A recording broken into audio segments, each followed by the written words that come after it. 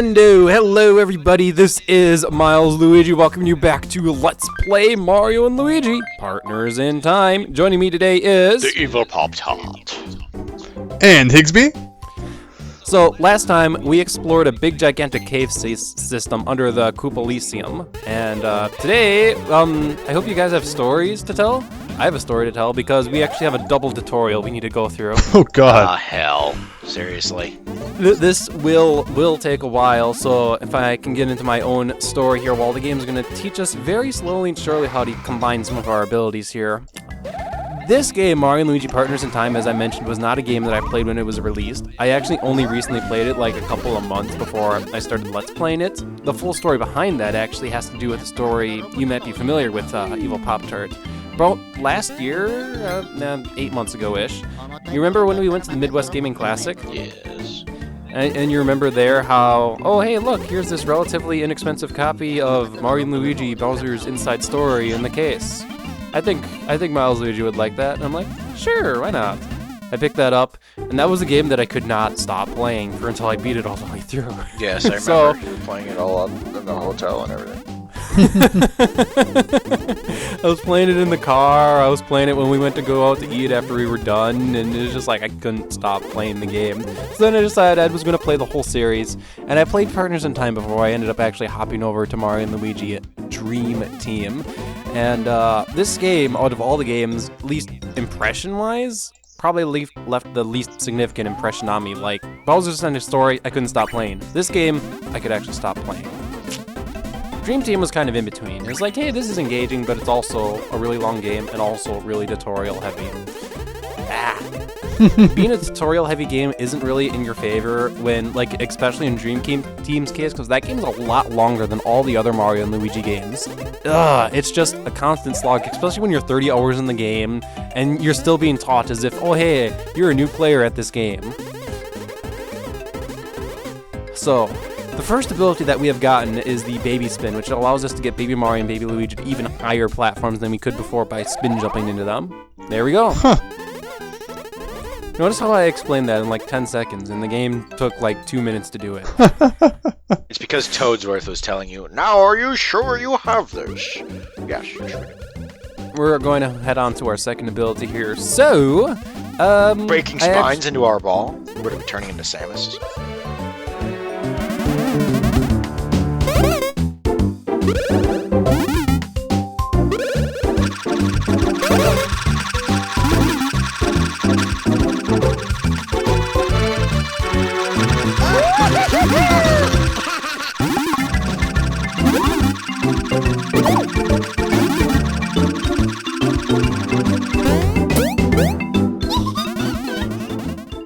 That's the thing that just happened. This has practical applications. Let's learn about it. By squishing the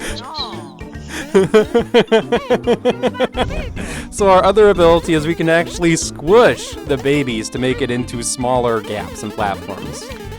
Babies This don't is have basically the spines, so equivalent this is of good. hitting Mario with the hammer in the first game. Babies don't have spines, so, you know, they're nice and flexible, and... I don't think anybody in this game has a spine. Well, we roll into balls and we crush babies into little plates just like that. And when you do so, you can go into smaller platforms just like that. They become like hotcakes. And they almost kind of look like squished toys, at least from that perspective. I like how he even described it, the flexibility of childhood. So, I think you're right, Higsby. Nothing here has a spine at all. And the babies don't even have, like, anything, so where you can just crush them. Hey, look, they're pancakes. Let's send them into small gaps and smaller areas. We're throwing them into holes. Why don't we go ahead and throw them into small, cramped areas, too? Maybe there's nothing wrong with it because they actually enjoyed it, but... There's a word for that. I believe it's called masochism. Enjoyment from pain. Just because you enjoy it doesn't make it right. Alright, so Crosswind has unfortunately taken Pancake Peach into a hole up there, so now we must use our mastery of our new abilities to make it into there. You guys are paying attention to those tutorials, right? Mm-hmm. Do you know how to do this? Nope, don't care.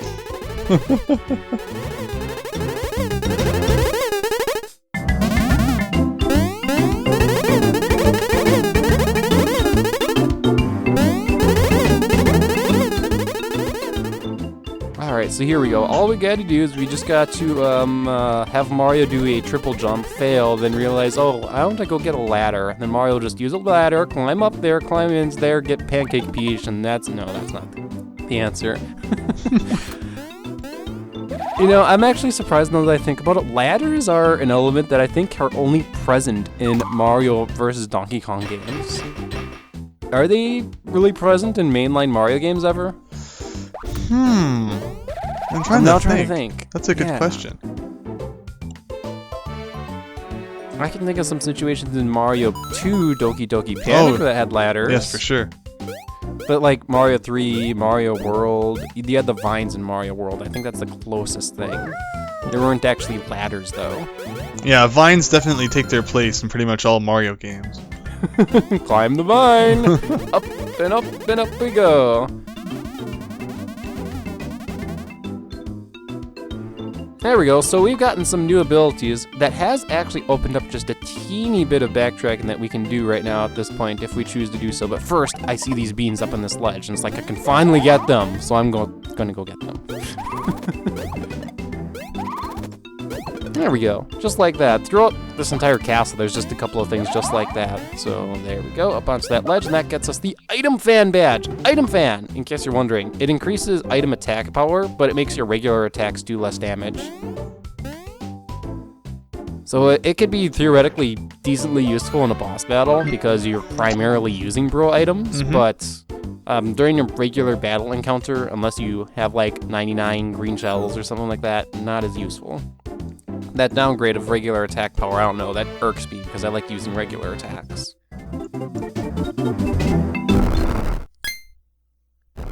So before I could even carry on with more backtracking, because I was actually going to head over to the Gritzy Desert, unfortunately something terrible has happened. Ruh-roh Raggy, something terrible has happened. Something terrible is no longer happening. Whatever. I should have actually just continued on with my backtracking at this point, but well, let's figure out what has happened. That Toad mentioned he's back. Who's back?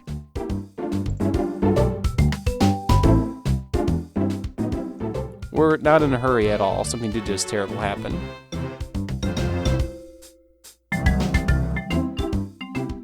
Anyway, our map is telling us to go to Princess Peach's room because by he's back, out of all things, the Toad was referring to Bowser. Huh. And I know you're about to say predictability meter off the charts, Evil Pop-Tart, something like that, right? Yeah, pretty much. He's always an opportunist, so, you know. He wants to kidnap the princess even though she has like this weird mushroom on her face. How does the princess even eat right now with that thing on her face?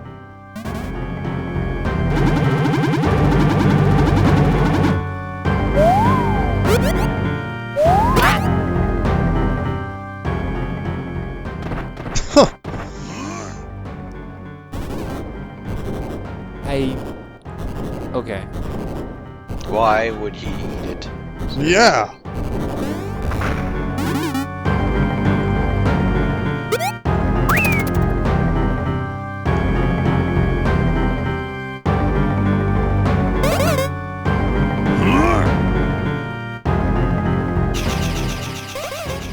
Gee, brilliant idea, Toadsworth. Get the princess back by attacking Bowser with another princess.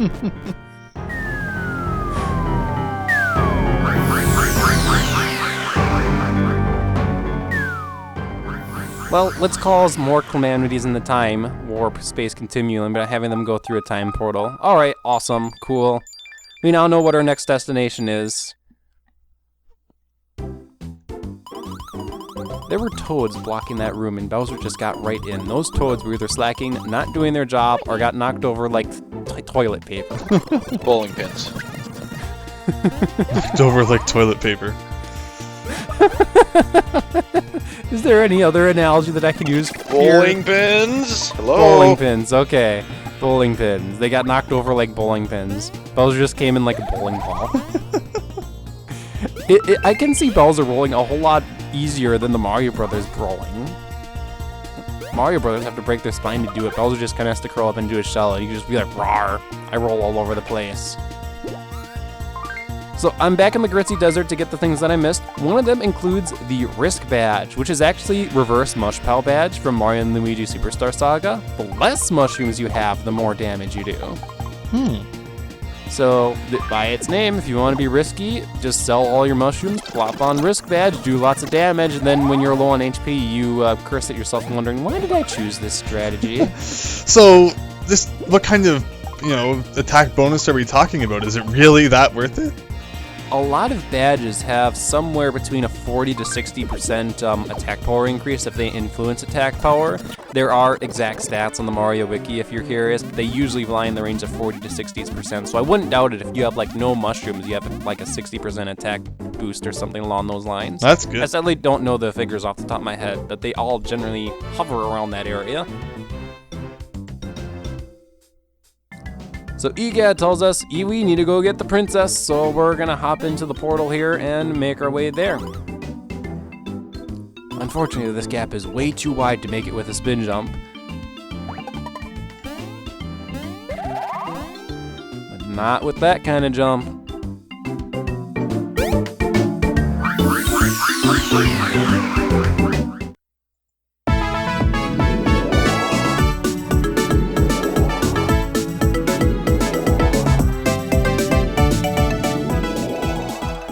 We need to turn that loading screen into like a perpetual never-ending GIF, and then make you all sick and dizzy on it.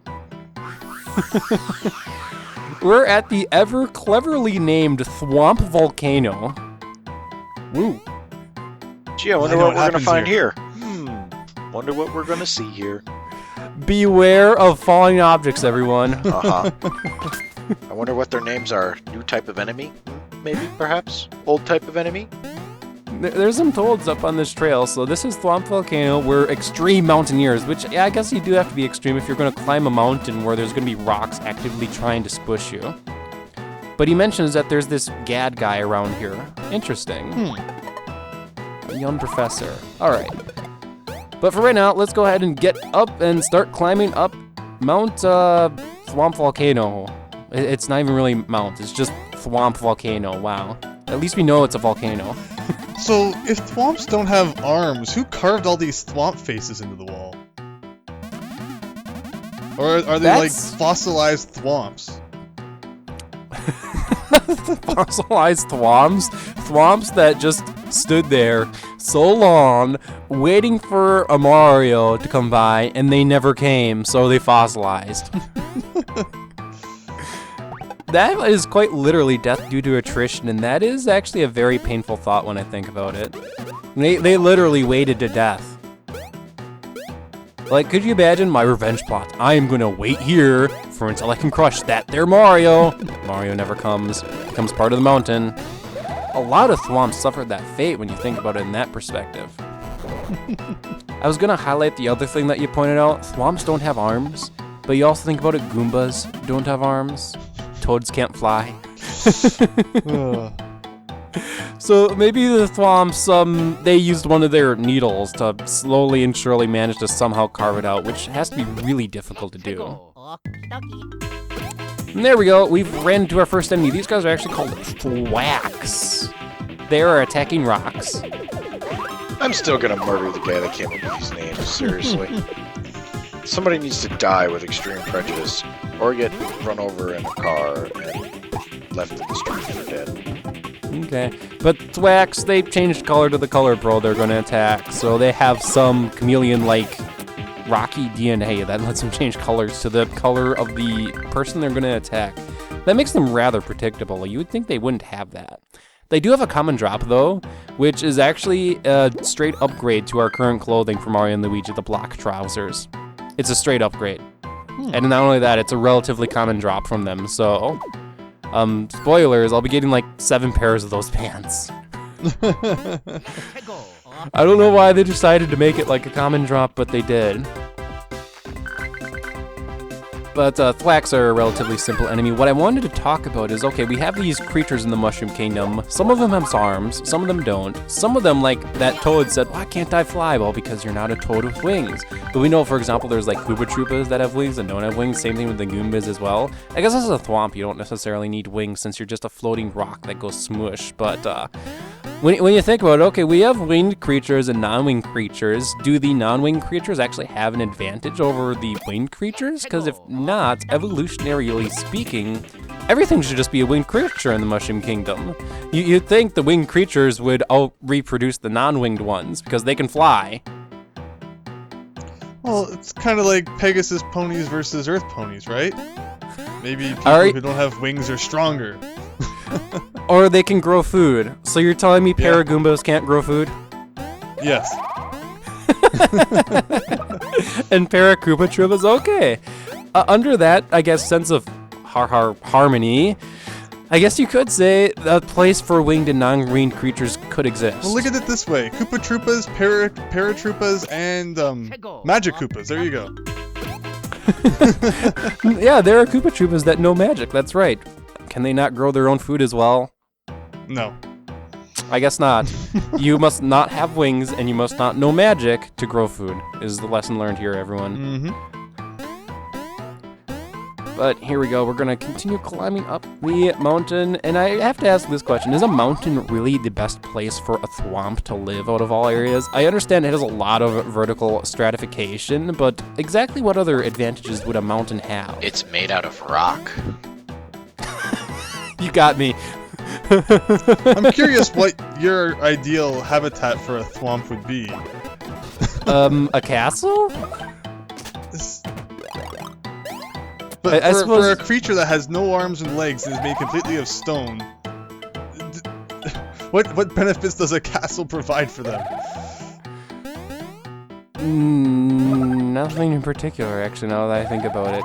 Now that I actually think about this question a little bit more critically, a mountain really is the best place for them. Do note that this place is a volcano, though. We have all these, Thwomps that have just, decayed into the walls, and this is an active volcano, which means either they survived volcano eruptions or this volcano hasn't erupted in a really long time. I'm partially leaning towards the former, but it could be the latter as well. Let's go.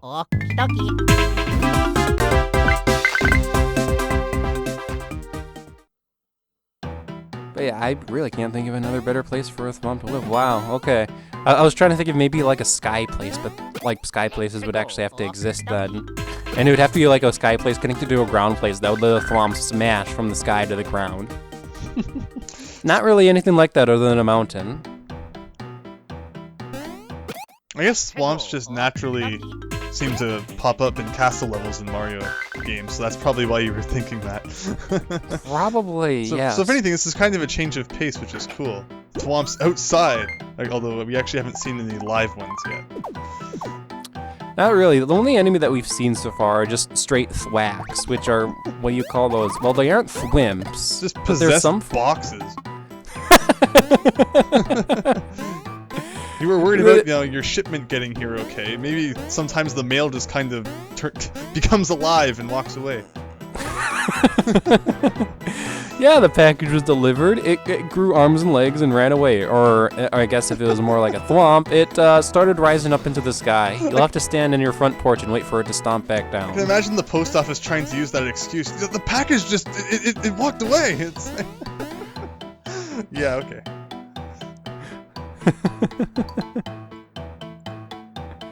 But there we go, there's a block right above me and that big shadow there. Unfortunately, not really any way for me to get up to there, so let's crush the babies to go into this hole here. In which we find there's a fan here. And since the babies are like pancakes right now, they can actually ride fans. Now before I take that trampoline, I can't help but notice, hey, there's something over here. What is over here? Oh, it's just an exit game! Yeah, what? Yeah, that's just an exit in case you mess that up. Huh. But it's like right there. It's like, okay, is there a block there? Maybe, some coins? Something cool like that? No. No. Things fall often enough without any help from you. Well, screw you. I want to be able to complete this dungeon. See, the block didn't even make it all the way down to the ground. We hit it with the hammer, and I guess enough air resistance got in the way that the block couldn't even make it all the way into the ground.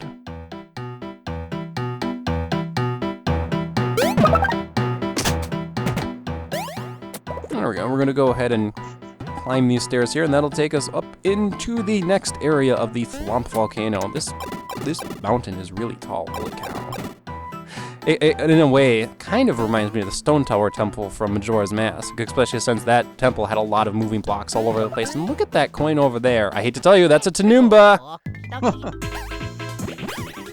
Oh, hello, Tanoombas. They came back in this game, and they are shape-shifting demons.